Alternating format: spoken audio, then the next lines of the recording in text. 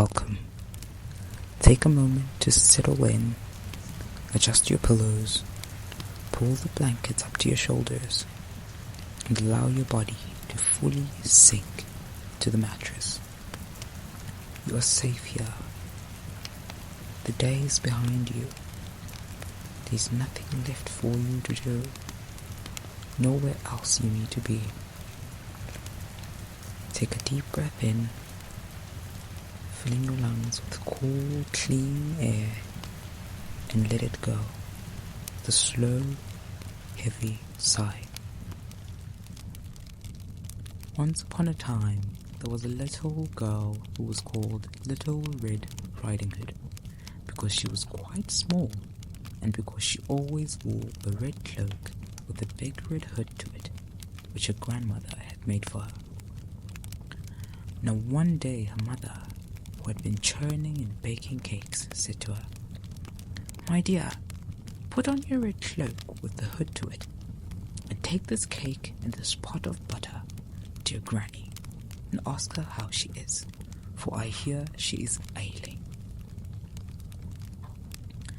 Now Little Red Riding Hood was very fond of her grandmother, who made her so many nice things, so she put on her cloak joyfully and started on her errand. But her grandmother lived some way off, and to reach the cottage, Little Red Riding Hood had to pass through a vast, lonely forest. However, some woodcutters were at work in it, so Little Red Riding Hood was not so very much alarmed when she saw a great, big wolf coming towards her, because she knew that wolves were cowardly things. And sure enough, the wolf, though but for the woodcutters, who would surely have eaten Little Red Riding Hood, only stopped and asked her politely where she was going.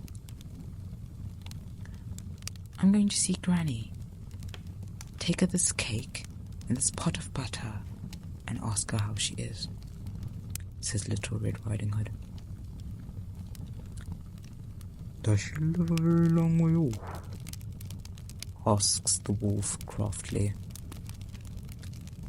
"Not so very far if you go by the straight road," replied Little Red Riding Hood.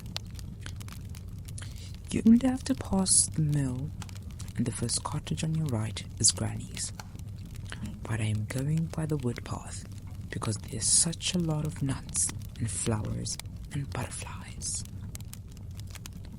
"I wish you good luck," says the wolf politely. "Give my respect to your grandmother and tell her I hope she's quite well." And with that, he trotted off. But instead of going his ways, he turned back, took the straight road to the old woman's cottage, and knocked on the door. Rap, rap, rap. "Who's there?" asked the old woman, who was in bed. "Little Red Riding Hood," sings out the wolf, making his voice as shrill as he could. "I've come to bring you, dear Granny, a pot of butter and a cake from Mother, and ask how you are." "Pull the bobbin, and the latch will go up," says the woman, well satisfied. So the wolf pulled the bobbin, the latch went up, and oh my! It wasn't a minute before he had gobbled up old Granny, for he had had nothing to eat for a week.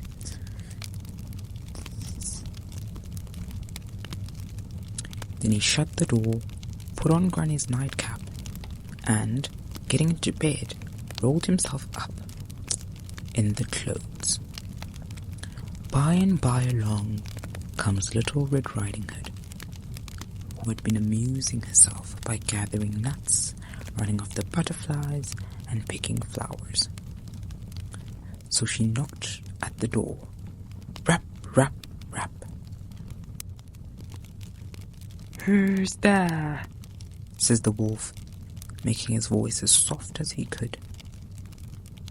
Now Little Red Riding Hood heard the voice was very gruff, but she thought her grandmother had a cold, so she said, "Little Red Riding Hood, with a pot of butter and a cake from mother, to ask how you are." "Pull the bobbin and the latch will go up." So Little Red Riding Hood pulled the bobbin, the latch went up, and there, she thought, was her grandmother in the bed. For the cottage was so dark, one could not see well. Besides, the crafty wolf turned his face to the wall at first, and he made his voice as soft as he could when he said, "Come and give me a kiss, my dear." Then Little Red Riding Hood took off her cloak and went to the bed. "Oh, Grandmama," says she, "what big arms you've got." "All the better to hug you with," says he. "But Grandmama, what big legs you have." "All the better to run with, my dear." "Oh, Grandmama, what big ears you've got." "All the better to hear with, my dear." "But Grandmama, what big eyes you've got." "All the better to see with, my dear." "Oh, Grandmama, what big teeth you've got."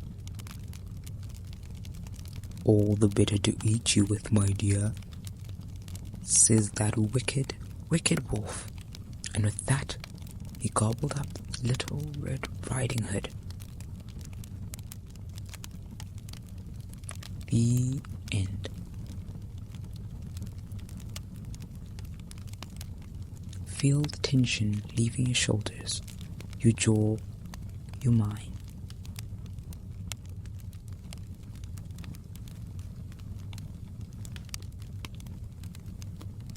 You are wrapped in the thickest, softest blankets, completely protected from the elements.